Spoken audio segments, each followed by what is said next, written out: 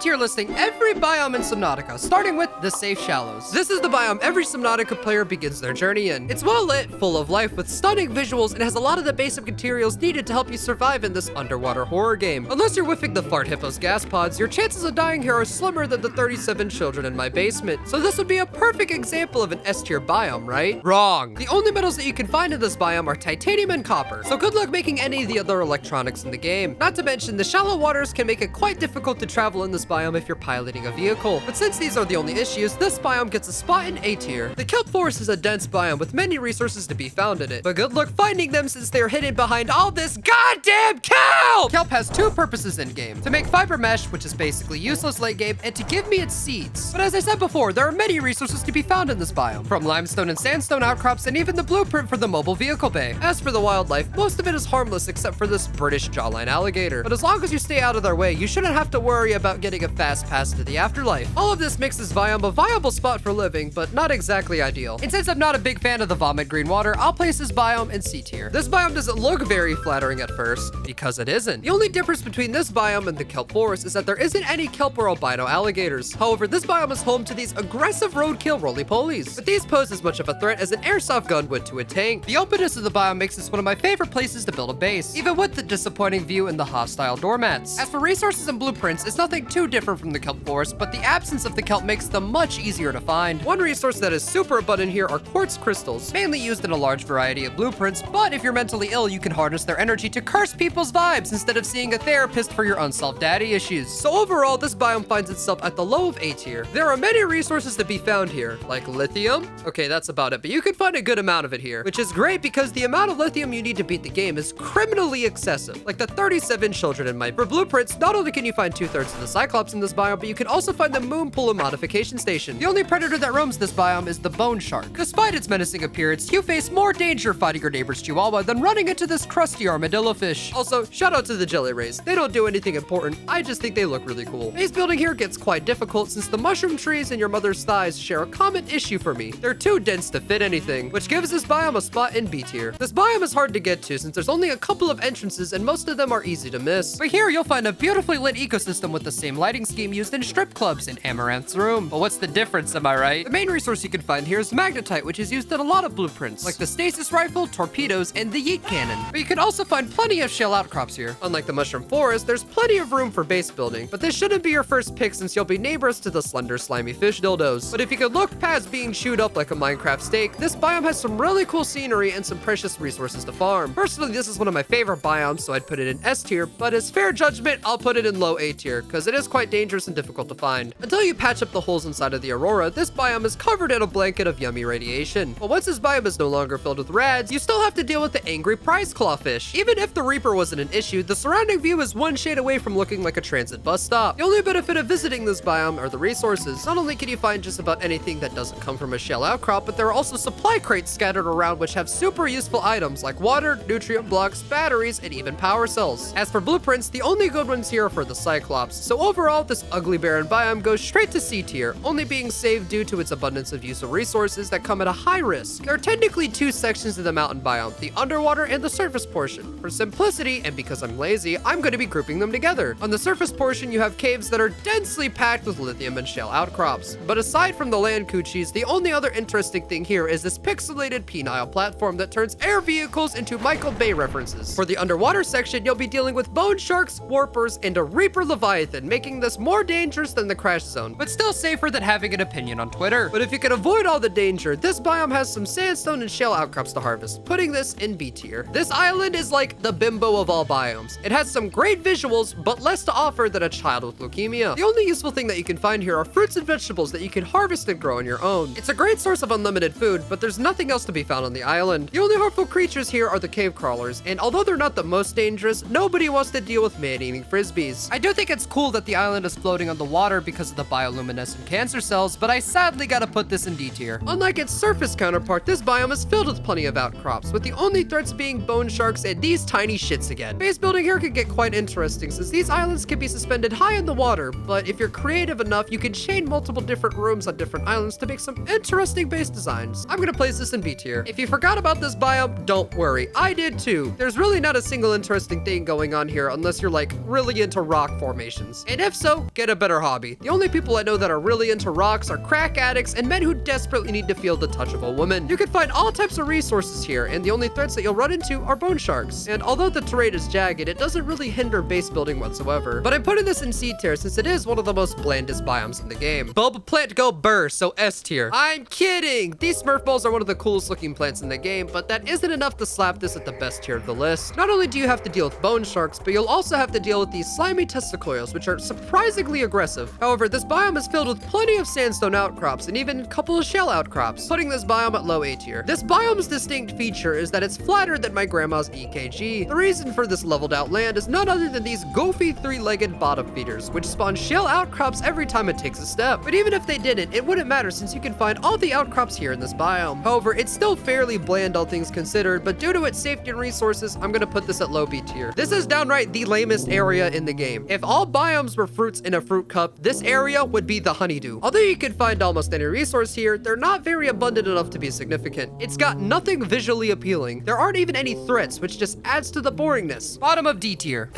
Know your fucking place, trash. Despite being the second largest biome in the game, it's about as empty as a college student's wallet. Don't get it twisted though, there are still plenty of reapers and warpers to keep you company in these open depths. But if you search around long enough, there are a couple of shipwrecks filled with a lot of useful equipment that will aid your survival. You can also find small craters with mini ecosystems that are full of sandstone and limestone outcrops. But accounting for all the danger and empty atmosphere, this goes to C tier. This biome can be summed up by the iconic phrase of fuck around and find out. You can't build here. There are no resources, and just swimming an inch into this zone will summon the wrath of 30 large seaman snakes. S tier. I don't know what it is about Subnautica and big blue balls, but god are they beautiful. Resources aren't very abundant here, but you can still find about everything you need if you just looked hard enough. What is abundant are these jiggly floating EMPs. Their sole purpose in life is to take away your electronic privileges while you writhe in agony like an iPad kid who just got grounded. And if you think that's bad, you'll also have to deal with warpers in this holographic sausage. There's a couple of shipwrecks and an abandoned base that can give you some really good blueprints, making this quite worthwhile to visit. Bottom of B tier. Would have this much higher, but the EMP squids make me despise visiting this biome. This is one of the scariest biomes in the game. Not because of its dark and creepy atmosphere, but because it's filled with amphiols, crab squids, and a ghost leviathan. There's also a larger variant of the cave crawler here called the blood crawler, and they're not any friendlier than their smaller counterparts. But all these creatures do add to the scarily beautiful atmosphere that this biome has. The main resource you can find all around is quartz, but you can also find these plant blisters and privileged mushrooms here. This biome gets a high spot in C tier because even though it has such an amazing atmosphere, there are too many risks all around you. Here in the Mountain Dew Valley, everything wants to kill you. The leviathans want to kill you, the forbidden spiny fleshlight wants to kill you, even the biome itself wants to kill you. But if you can muster up enough courage or stupidity to explore the area, you can find rubies, shell outcrops, crystalline sulfur, and nickel. But be prepared, because the ghost leviathans will bully your vessels into scrap metal. I'm personally a huge fan of the dead, gassy aesthetic of the biome, so accounting for all the danger, I'll place this biome in B tier. Ah yes, the underwater nether biome, but instead of pigment and gas, you have Mark Zuckerberg and this fire-breathing crocodile dragon squid. But if you can stay safe in these traumatizing depths, there are a lot of resource nodes to drill. And in the center of the chaos, you can find an alien base with some great late game blueprints. In terms of base building, I have one huge tip.